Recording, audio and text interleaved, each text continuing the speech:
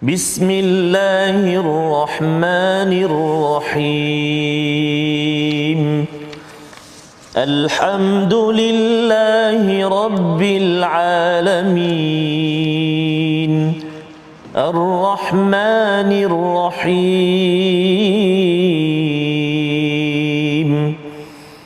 مالك يوم الدين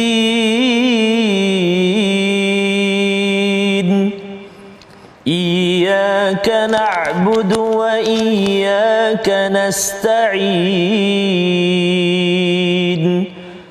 اهدنا الصراط المستقيم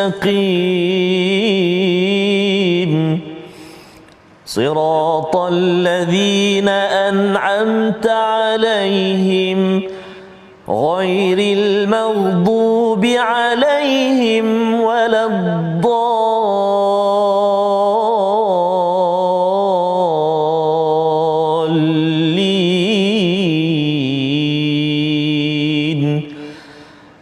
آمين صدق الله العظيم الحمد لله رب العالمين السلام عليكم ورحمة الله وبركاته الحمد لله والصلاة والسلام على رسول الله وعلى آله وصحبه ومن والاه اللهم صل على سيدنا محمد وعلى آل سيدنا محمد اللهم صل على سيدنا محمد وعلى آل سيدنا محمد اللهم صل على سيدنا محمد وعلى آل سيدنا محمد. Apa khabar ayahanda dan bonda, tuan-tuan dan puan-puan, muslimin dan muslimat, sahabat-sahabat Al-Quran yang dikasihi dan dirahmati Allah Subhanahu wa taala sekalian. Alhamdulillah bersua kita, bertemu kembali kita pada hari ini.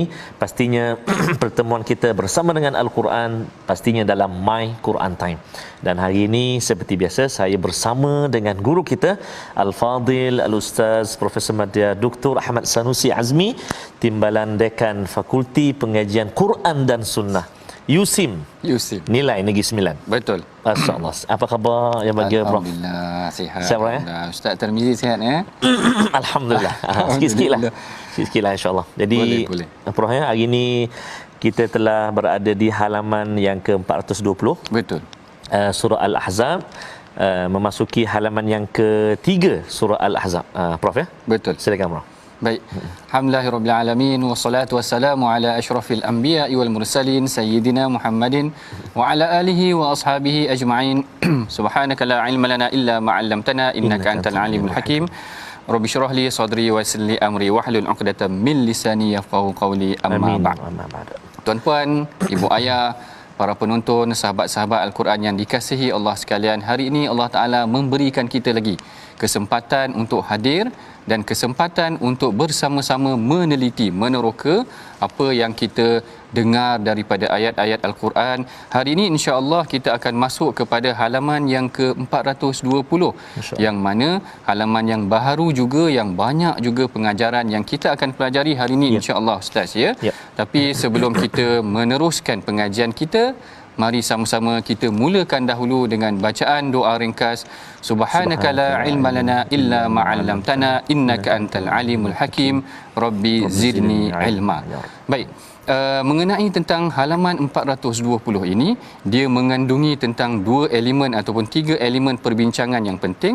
Mari sama-sama kita saksikan sinopsis pengajian kita pada hari ini pada halaman yang ke-420, iaitu perbincangan mengenai tentang daripada ayat 16 hingga ayat yang ke-22, masih lagi perbincangan mengenai tentang kisah perang Khandaq. Kisah perang Khandaq yang mana ini adalah banyak intipati penting yang kita akan tengok tentang sikap orang munafik, tentang pertembungan dan tentang beberapa perkara yang melibatkan bagaimana kita perlu untuk mentaati Allah dan Rasul. Kita perlu mentaati Allah dan Rasul. Ini semua dirangkumkan nanti dalam halaman yang ke-420. Sebelum kita teliti satu-satu ayat yang dibincangkan, mari sama-sama kita bacakan ayat ini, ayat-ayat suci ini melalui bacaan yang akan dipimpin oleh Ustaz Tarmizi kita. Boleh Ustaz tersasul-sasul hari ini ya. Subhanallah. Terima kasih Al-Fadhil Prof Dr. Ahmad Sanusi. Tuan-tuan dan puan-puan, sahabat-sahabat Al-Quran, ibu ayah yang dikasihi lagi di rahmati Allah Subhanahu wa taala. Kita nak mulakan bacaan kita di halaman yang ke-420, bermula ayat yang ke-16. Kita baca sampai ayat yang ke berapa tadi, Prof? Ayat yang ke-19 boleh. 19 Okay. Kita nak baca dulu ayat yang ke-16 sehingga ayat yang ke-19. Jadi mudah-mudahan ibu-ibu, ayah-ayah, barangkali ada yang kurang sihat, mudah-mudahan Allah SWT sembuhkan, diberi kesihatan oleh Allah SWT dan dilindungi daripada COVID-19. Amin ya rabbal alamin. Amin. Kita mula baca dulu ayat yang ke-16 hingga 19 dengan bacaan nahwan ataupun mungkin ada irama kurdi, insya-Allah. A'udzu billahi minasyaitonir rajim.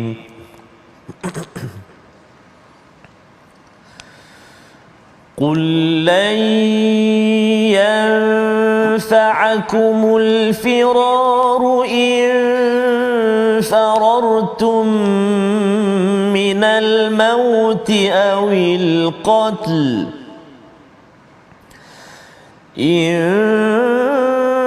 فررتم من الموت أو القتل وإذا لا تمتعون إلا قليلا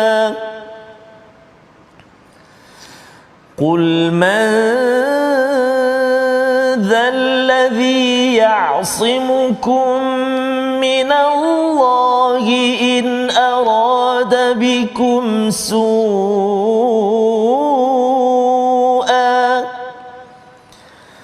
قل من ذا الذي يعصمكم من الله إن أراد بكم سوءا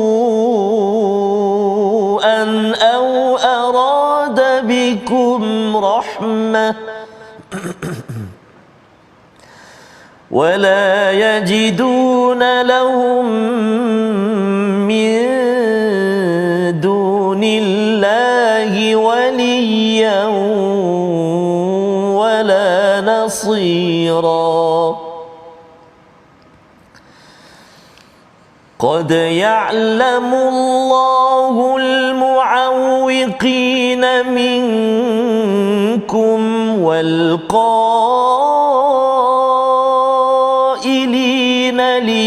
لإخوانهم هلم إلينا قد يعلم الله المعوقين منكم والقائلين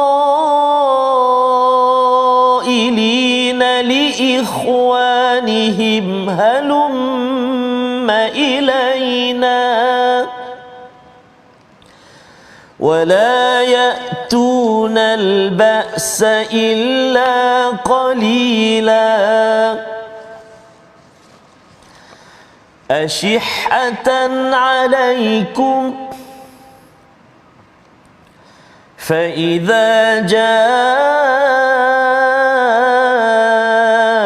الخوف رأيتهم ينظرون إليك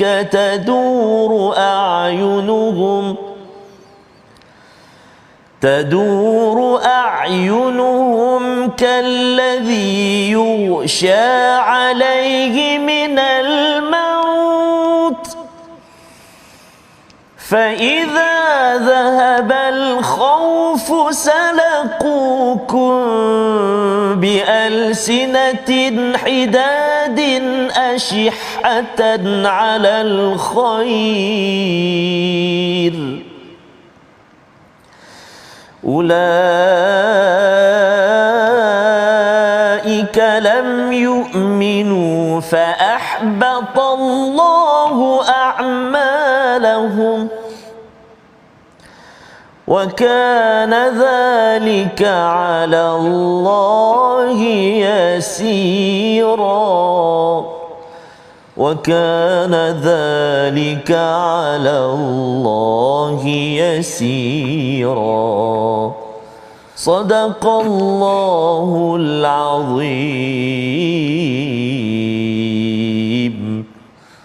Sadaqallahul azim. Baik, pada ayat yang ke-16 Allah Taala berfirman, katakanlah Muhammad, lari tidak berguna bagimu, iaitu orang-orang munafik, jika kamu melarikan diri dengan kematian atau pembunuhan dan kamu berjaya, kamu hanya akan mendapat kesenangan yang sementara sahaja.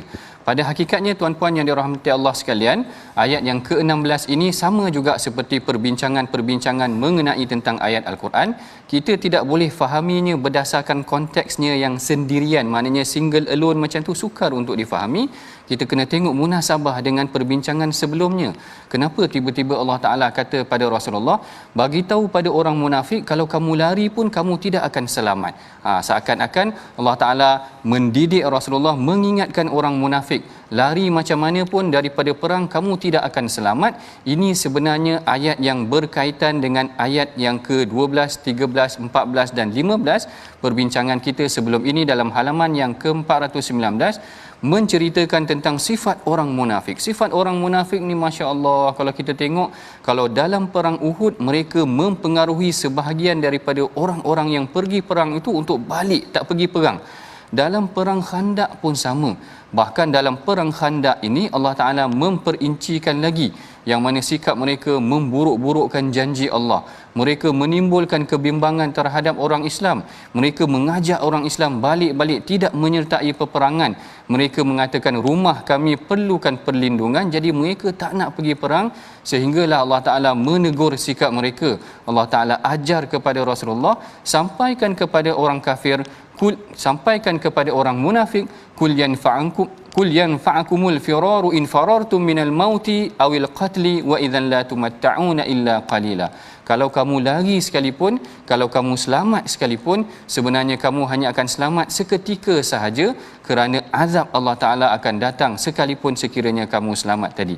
Kemudian dalam ayat yang ke-16, tuan-puan yang dirahmati Allah, perhatikan bagaimana Allah Ta'ala kata, kul man dzalladzi ya'simukum minallahi in arada bikum su'an aw arada bikum rahmah. Katakanlah wahai Muhammad, siapakah yang dapat melindungi kamu daripada ketentuan Allah jika dia mahukan bencana ke atas kamu dan atau mahukan rahmat untuk diri kamu? Yang ni penting untuk muhasabah diri kita. Sebenarnya ketentuan keselamatan hidup kita yang memberikan ismah, ayat dekat sini dia kata ya'simukum, yang memelihara kamu. Ismah ini adalah memelihara kamu, yang menunjukkan bagaimana Allah lah yang memberikan kita keselamatan.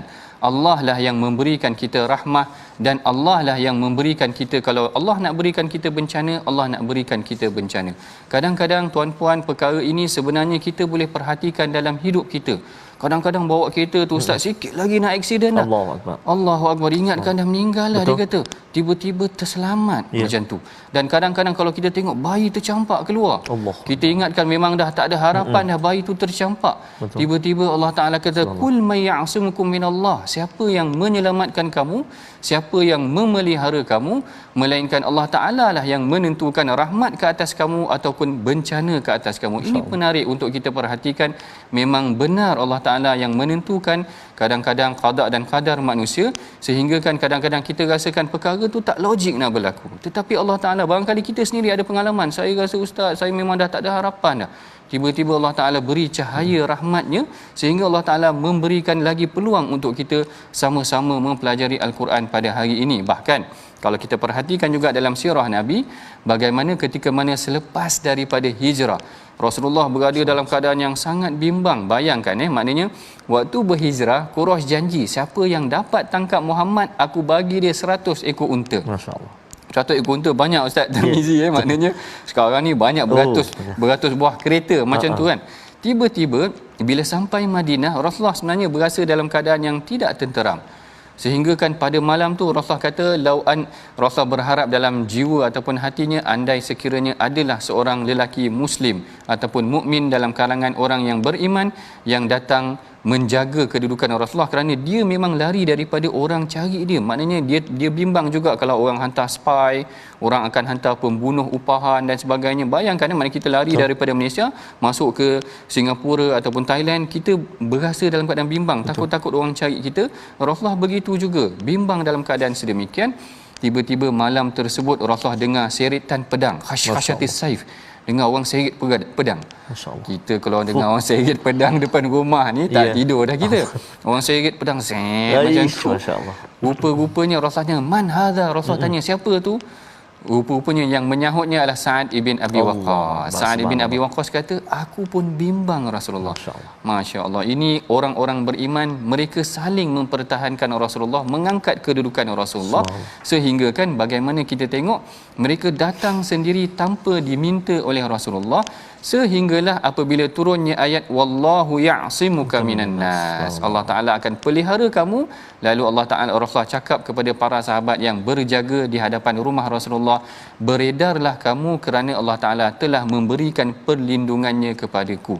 Jadi di sini perkataan ya'simukum, iaitu tidak ada sesiapa yang dapat memberikan perlindungan untuk diri kita sebenarnya tuan-puan, melainkan dengan kehendak Allah.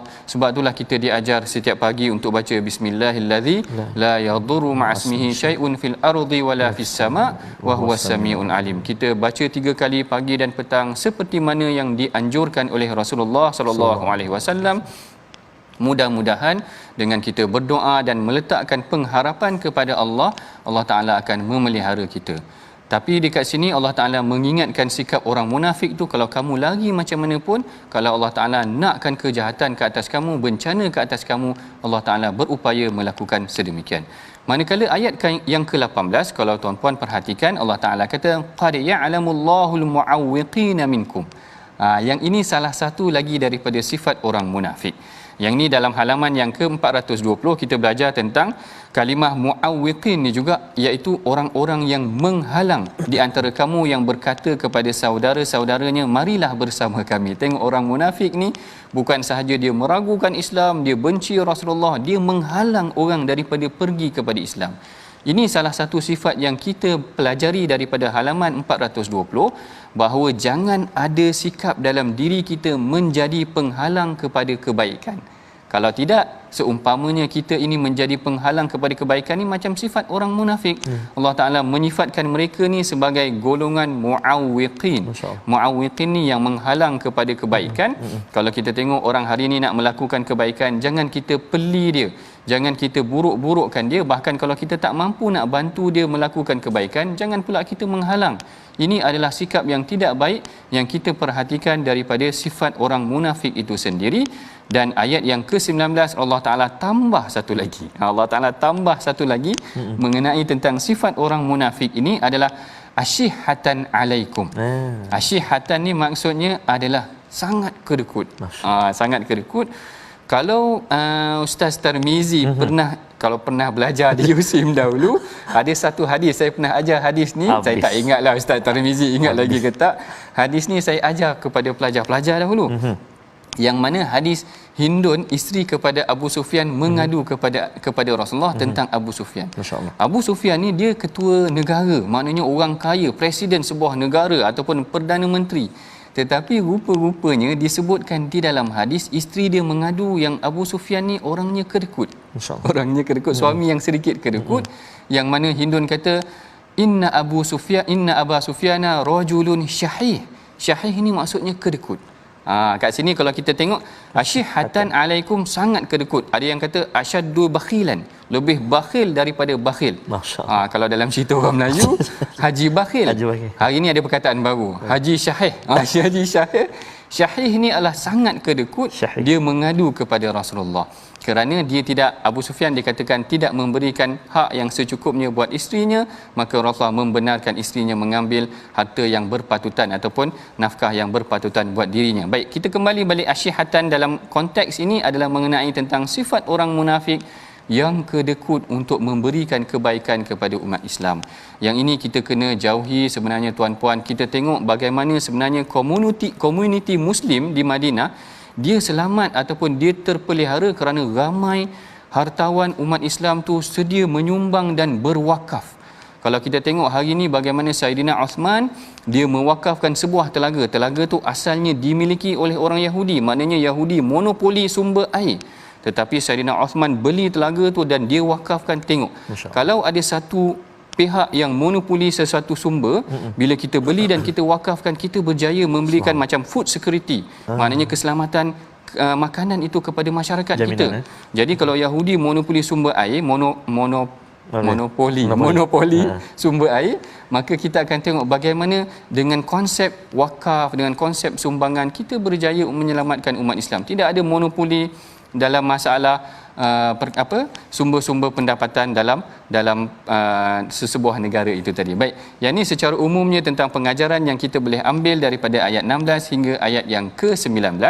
Mari sama-sama tuan-puan kita perhatikan juga perkataan yang boleh kita pelajari pada hari ini daripada halaman ke-420. Baik, perkataan kita pada hari ini adalah asama. Asama iaitu maksudnya melindungi, yang disebutkan di dalam Al-Quran sebanyak 13 kali. Jadi menarik kat sini sebenarnya hari ini bukan saja ya'simukum, asama ya'simukum ni melindungi ni, banyak perkataan lain juga kita belajar hari ini, muawwiqin, kemudian asyihatan, syahih, kedekut dan sebagainya. Ini adalah antara intisari ringkas untuk kita dapati pengajaran-pengajaran mutiaranya. Yang paling penting dekat sini sebenarnya Allah Ta'ala menceritakan mengenai tentang sifat-sifat orang munafik yang menghalang kepada kebaikan, yang lari daripada medan perang, dan kemudian mereka ni kedekut daripada menyumbangkan kepada kebaikan. Masya Allah. Baik, sebelum kita teruskan lagi perbincangan selanjutnya selepas daripada ini, boleh Ustaz setara kita rehat dahulu seketika insya-Allah.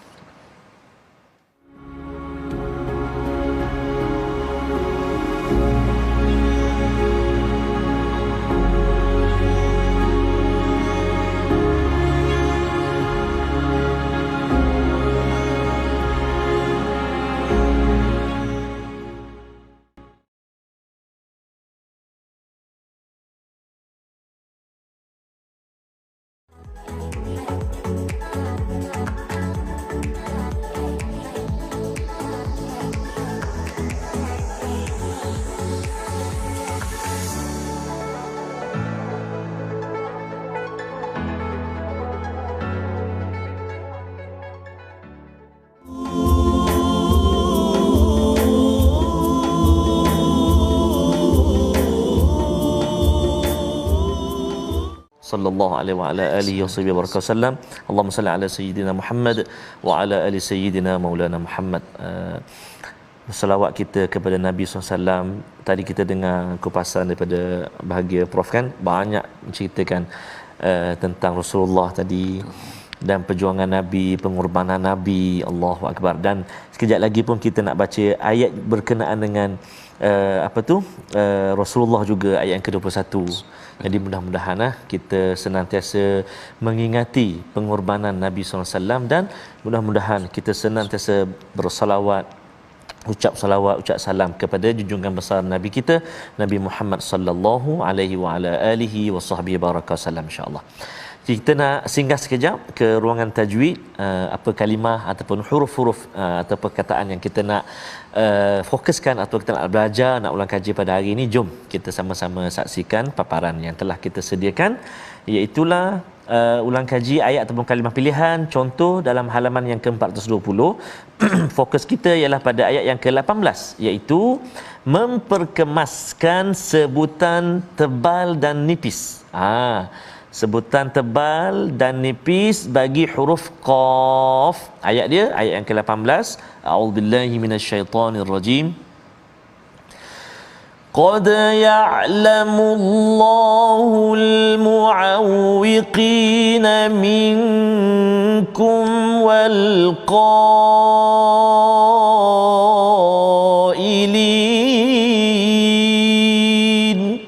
Ila akhir ayat. Subhanallahul azim. Baik. Kita nak melihat ketebalan huruf Qaf. Tak semestinya ataupun tak senantiasa Qaf itu dibaca tebal, tetapi ada masanya baca tebal, ada masanya baca nipis ataupun tipis, bergantung kepada kedudukan baris dia. Qad ya'lamu. Qad huruf Qaf baris atas, maka teballah kita baca. Qad, jangan kita baca tipis. Qad qad qamatis salatu, qad qamatis salah. Kadang-kadang berlaku masa qomat tu. Jadi qad qaf kena betul-betul. Qad tebal, qaf qa, pangkal lidah dia duduk belakang. Belakang pangkal lidah tu dekat dengan anak tekak kan. Baik, satu itu tebal. Kemudian kita jumpa qaf yang berada di baris bawah. Al muawwiqina maka sudah barang pasti dia tak sama ketebalan dia ketebalan dia dengan qaf yang baris atas tadi. Dia rendah sikit tahap dia sebab dia baris bawah. Al-mu'awwiqina, mu'awwiqina, dan dia tidak terlalu nipis sangat jadi macam kaf.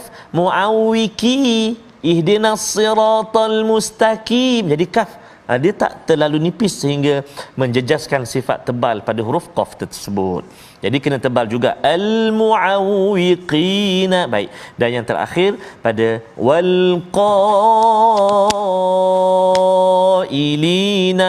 Baik, huruf qaf ini dalam kalimah wal qailina ini berada bersama dengan qaf tadi huruf alif dan ada mad.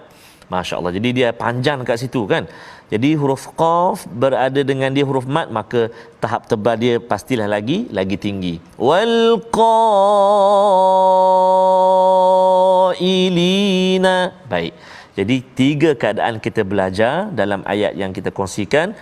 Qad, al-mu'awwiqina dan juga wal qailina. Jadi mohon tuan-tuan dan puan-puan, ibu-ibu, ayah-ayah agar dapat sama-sama praktik, cuba untuk kita perbaiki dan kita tambah baik bacaan kita insya-Allah taala. Selamat mencuba. Wallahu alam.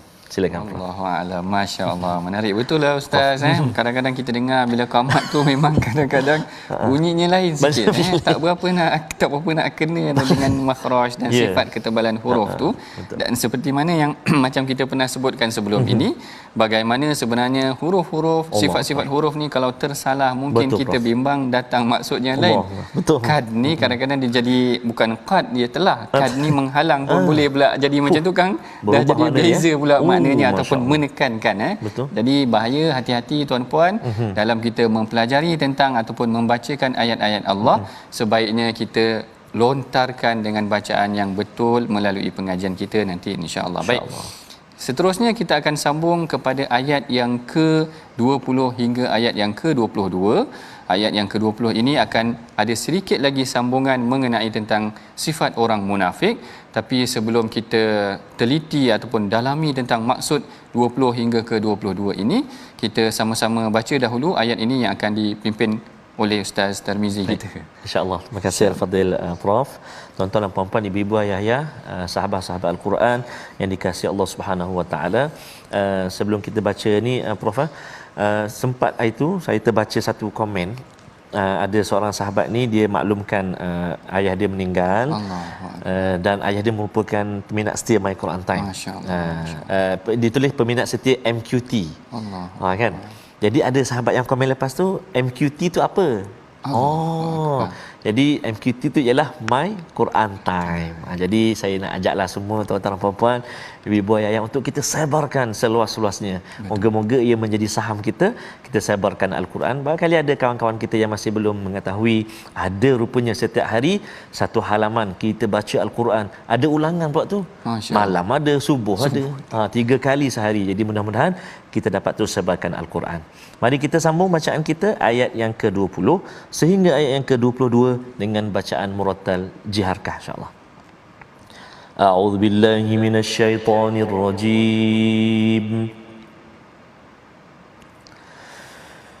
Yahsabunal ahzaba lam yadhhabu wa يأتي الأحزاب يودوا لو أنهم بادون في الأعراب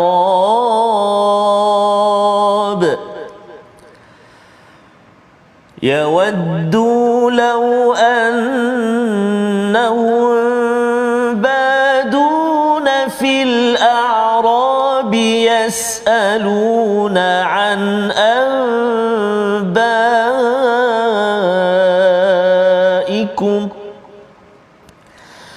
يودوا لو أنهم بادون في الأعراب يسألون عن أنبائكم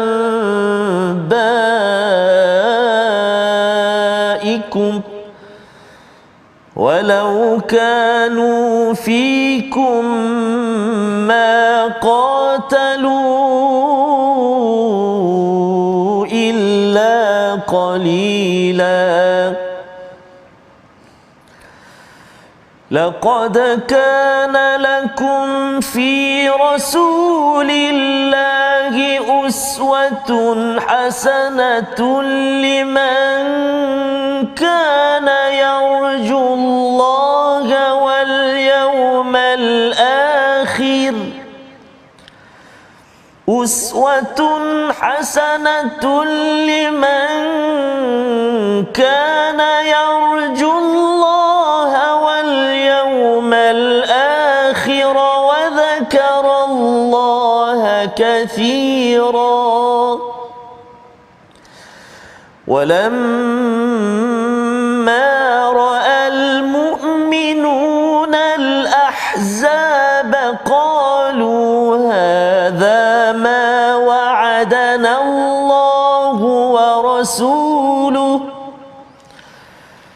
قالوا هذا ما وعدنا الله ورسوله وصدق الله ورسوله وما زادهم إلا إيمانا وتسليما وما زادهم إلا إيمانا وتسليما صدق الله العظيم. Sadaqallahul azim. Demikianlah tadi ayat daripada ayat yang ke-20 hingga ayat yang ke-22 yang dibacakan oleh Ustaz Tarmizi kita.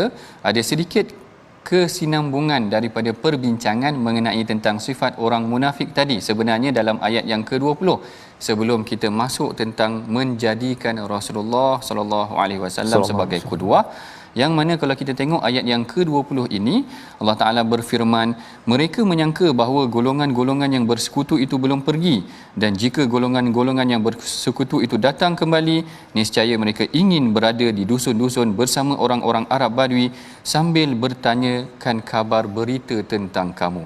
Yang ini menceritakan bagaimana Allah Taala menceritakan tentang sifat orang munafik. Mereka bukan sahaja memburukkan Islam, mereka lari daripada medan perang, bahkan mereka berharap tentera Ahzab ini tidak lari. Maknanya mereka berharap yahsabunal ahzaba lam yadhhabu. Mereka berharap tentera Ahzab ini tidak pergi. Maksudnya di sini adalah mereka berharapkan agar kesukaran itu ataupun kesusahan itu biar menimpa umat Islam. Ini salah satu lagi daripada sifat orang munafik. Mereka suka melihat orang Islam susah. Allahu Akbar. Yang ni kalau boleh jangan ada dalam diri kita. Kita suka nak tengok orang lain susah. Kadang-kadang orang baru nak start bisnes, Ustaz Tarmizi. Orang baru nak start bisnes, biarkan dia gagal. Macam tu. Ada yang ni minta maaf tuan-puan, saya kadang-kadang berlaku. Orang cerita tentang bagaimana orang-orang Muslim baru nak memulakan perniagaan, mereka mengharapkan kegagalan mereka, suka untuk melihat orang lain tidak berjaya.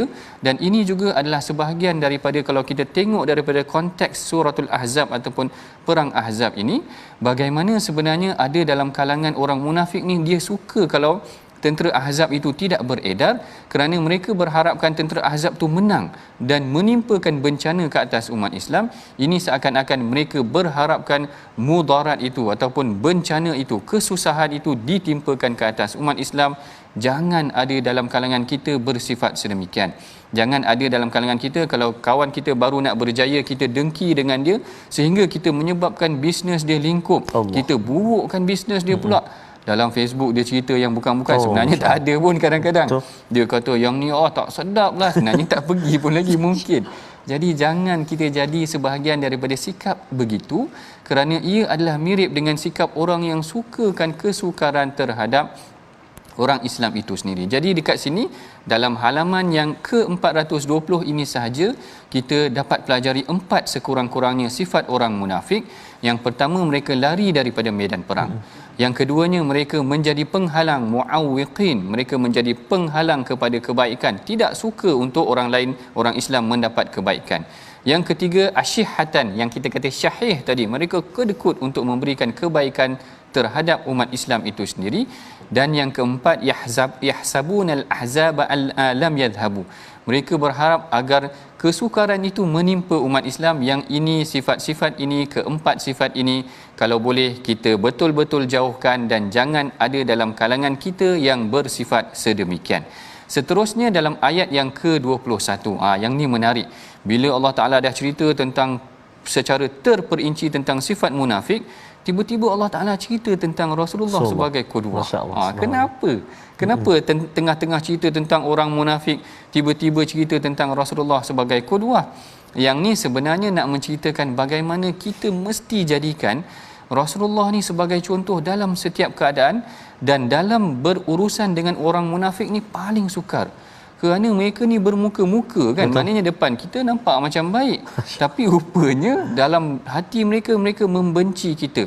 Lalu Allah Ta'ala ingatkan kepada orang-orang yang beriman, jadikan Rasulullah ni sebagai contoh dalam komunikasi harian kita dengan semua orang. Yang ni kita akan perincikan juga, tapi sebelum tu saya ada request sikit dekat Ustaz Tarmizi kita ulang sikit ayat ni biar dia benar-benar menusuk dalam jiwa kita, menunjukkan kita benar-benar ataupun kita hayati betul bagaimana Rasulullah ini adalah sebagai qudwah dalam kehidupan kita ataupun uswah dalam kehidupan kita. Boleh Ustaz? Baik, boleh Prof. InsyaAllah. Terima kasih Fadil Prof. Kita ulang lagi sekali tuan-tuan dan puan-puan, ibu ayah sekalian, ayat yang ke-21 insya-Allah. A'udzubillahi minasyaitonirrajim.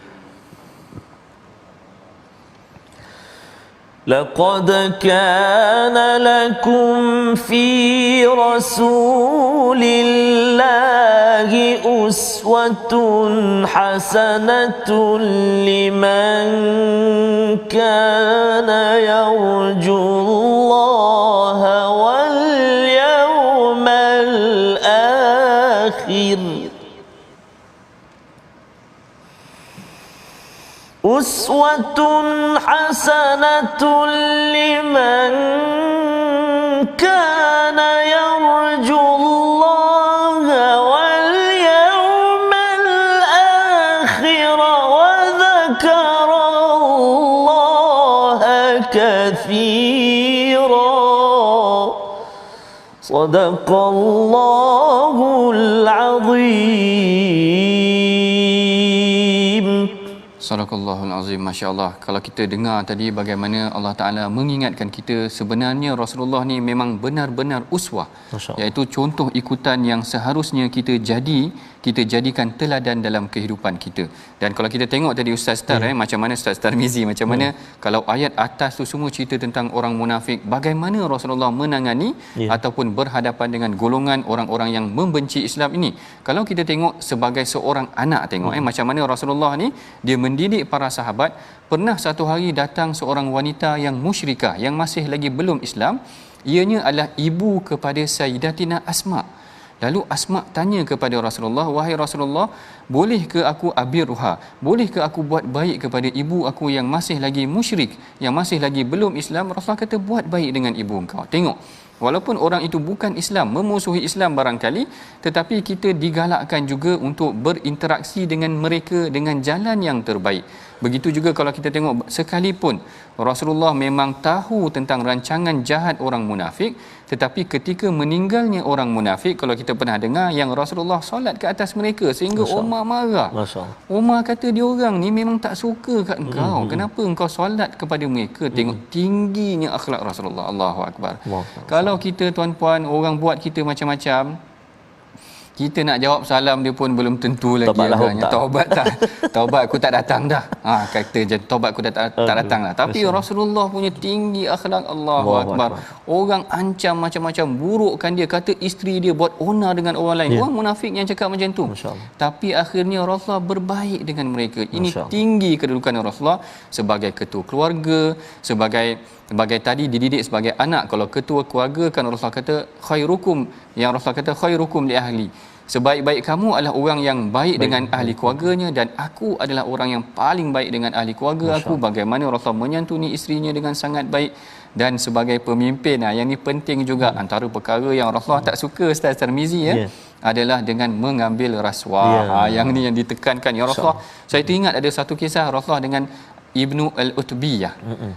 Yang mana Ibnu Utbiyah ni dia pegawai yang dilantik oleh Rasulullah untuk mengambil harta-harta jizyah ataupun harta-harta zakat, harta-harta umat Islam. Tetapi bila dia nak bagi harta yang dah dikumpulkan tu, dia kata kepada Rasulullah, yang ni bahagian kau, yang ni bahagian aku. Rasulullah kata, mana boleh begitu? Tugas engkau adalah pegawai yang mengutip jizyah ni tadi, bukan kau ambil apa duit-duit kopi ataupun duit-duit sumbangan kepada engkau. Lalu Rasulullah kata, kalau engkau duduk kat rumah engkau, orang akan bagi ke engkau duit tu. Jadi gambaran dia, kalau dah diberikan jawatan, ada duit-duit tepi yang diberi itu, kita bimbang itu adalah bukan haknya yang sebenar. Sebab tu Rasulullah tak kasih. Sebab Rasulullah kata orang ni diberi kerana kedudukan dia, kerana dia sebagai pegawai, kerana dia sebagai pemimpin, kerana dia sebagai orang-orang yang mempunyai autoriti.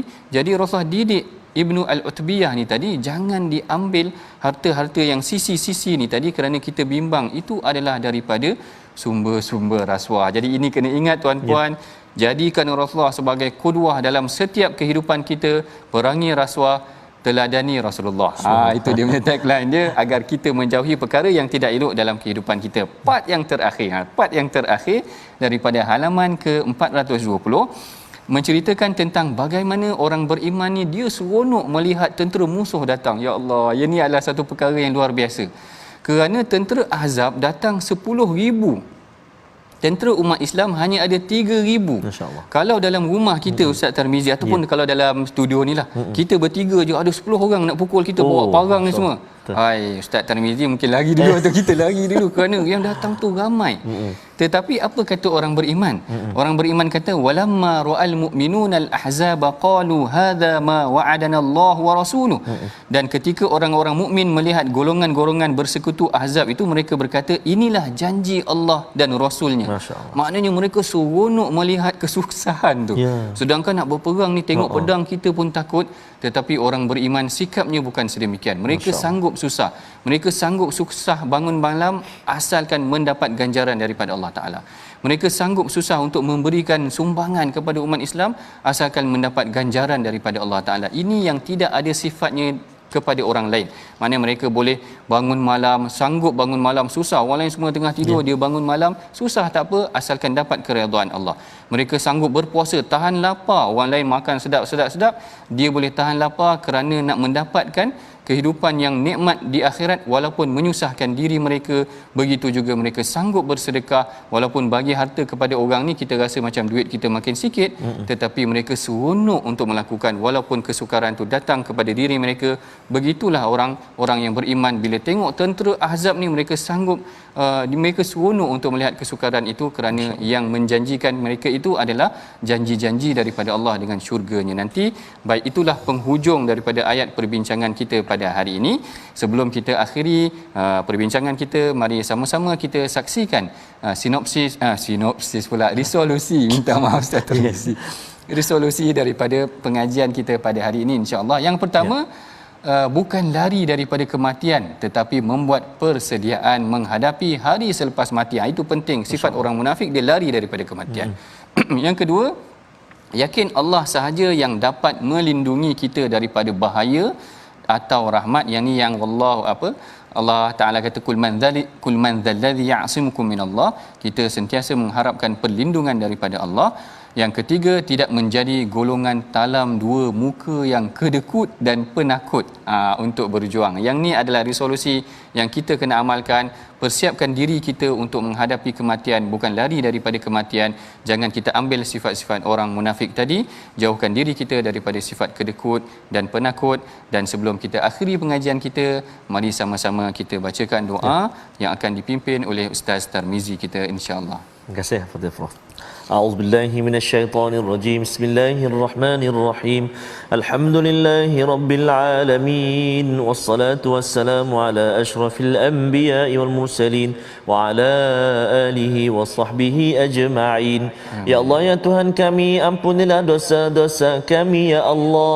Ampunilah dosa mak ayah kami, mak ayah mertua kami, muslimin dan muslimat, birahmatika ya arhamar rahimin. Ya Allah ya Rahman ya Rahim, jauhkan daripada kami sifat-sifat orang-orang yang munafik ya Allah. Akan tetapi ya Allah, jadikan kami ini hamba-hamba-Mu yang dihiasi dengan sifat-sifat yang terpuji, yang diterima dan diberkati oleh-Mu ya Allah. Allahumma inna na'udzubika minal barasi wal junun wal judhami wa min sayyi'il asqam. Wa sallallahu ala sayyidina Muhammad wa ala alihi wa sahbihi wa baraka wa sallam. Walhamdulillahi rabbil alamin. Taqabbalallahu minkum minna minkum taqabbalal karim. Alhamdulillah, mudah-mudahan Allah Subhanahu Wa Taala menerima, mengabulkan doa kita, dan seperti biasa kita nak memupuk semangat dan juga jiwa kita untuk menjadi orang-orang yang senantiasa berinfak, berwakaf kepada jalan Allah Subhanahu Wa Taala dalam wakaf dan tabung gerakan Al-Quran, melahirkan generasi Al-Quran yang memimpin masa hadapan dan juga melahirkan umat yang diredai oleh Allah Subhanahu Wa Taala. Jangan lupa untuk menyaksikan ulangan My Quran Time jam 10 malam ini dan juga 6 pagi besok, dan insya-Allah besok kita akan terus menelusuri halaman yang baru. Jangan lupa bersama dengan My Quran Time, baca, faham dan amal. Terima kasih.